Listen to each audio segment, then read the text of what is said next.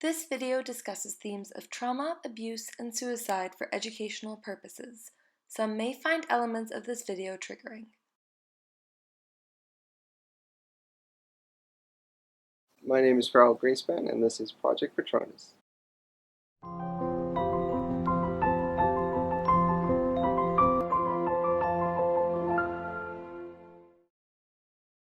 a psychologist, and I work mainly with victims of abuse or assault or those experiencing trauma. I've got a master's in counseling psychology, but I'm also doing a PhD in psychiatry. We're at Spiral Phoenix, just downtown. We're a group of trauma specialists here, so there's 5 other psychologists here, and we all have our own private practices. There's so much that goes along with trauma, and a lot of the times it could be addictions or depression, anxieties, or a big one that comes up. People kind of reliving their experiences or afraid to go out because of their experiences. And a lot of people think that abuse or trauma is for one type of person. Sexual abuse happens to everyone regardless of age, race, gender, socioeconomic status, anything like that. And the same goes for physical abuse or trauma in general. And I think a lot of people who have experienced trauma get told, well, you have to go get help or you have to see someone and talk things through. But for sexual abuse, 30% of people don't even have symptoms or they can move on with their lives and be okay. It doesn't always need to be discussed. Some people can manage without talking to people.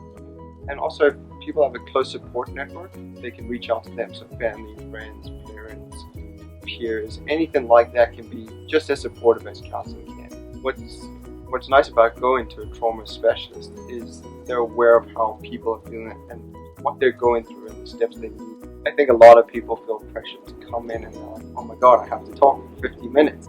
And they're kind of surprised at how quickly time can go.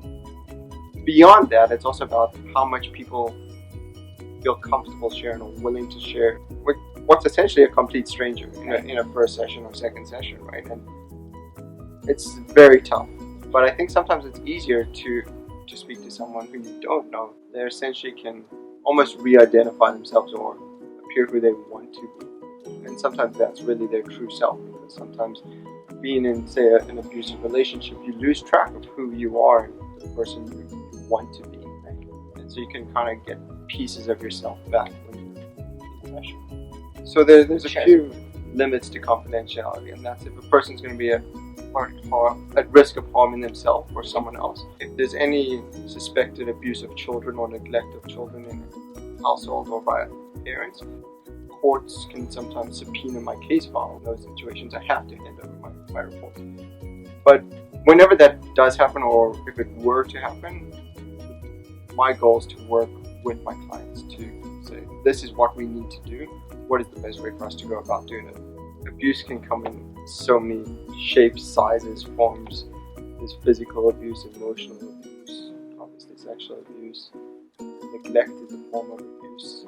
I probably see an equal amount of it all when you take emotional abuse into account, because people identify I was physically abused or I was sexually abused, and they don't often think about the emotional abuse that may come before it or that goes along with it, because the behavioral event or the actual act of assault becomes more of a memory than the emotional abuse. But I guess the biggest point to recognize is that if someone's in my office, they're there because they know something's off or not right, and it's something they want to fix. And a term we kind of use a lot is clinically significant distress. If you're having a rough day or feeling upset, feeling sad, you may be depressed, you may not, but the question becomes, do you feel depressed, right? Like, you know yourself better than anyone else. So if you say, I feel depressed, then you probably are. If you're just having a lousy day, you can kind of tell the difference. So if someone thinks they're in an abusive relationship, they're probably in an abusive relationship. I think when people see people or suspect people are being abused or neglected or anything like that, they're afraid to speak up. Don't be afraid to talk to the people you love. And you don't have to do much. Just listen. Right? Listening is the first step to healing. People think if you talk about suicide, it's going to make it more apparent, or there's more chance of someone doing it. But people don't actually talk about it, but that's not the case. If you talk about it, it's not going to make someone commit suicide or do anything like that. It can help because you're providing an outlet or release of emotions. So a sounding board for someone who is perhaps thinking about it, and you just offering them support. Letting someone be heard.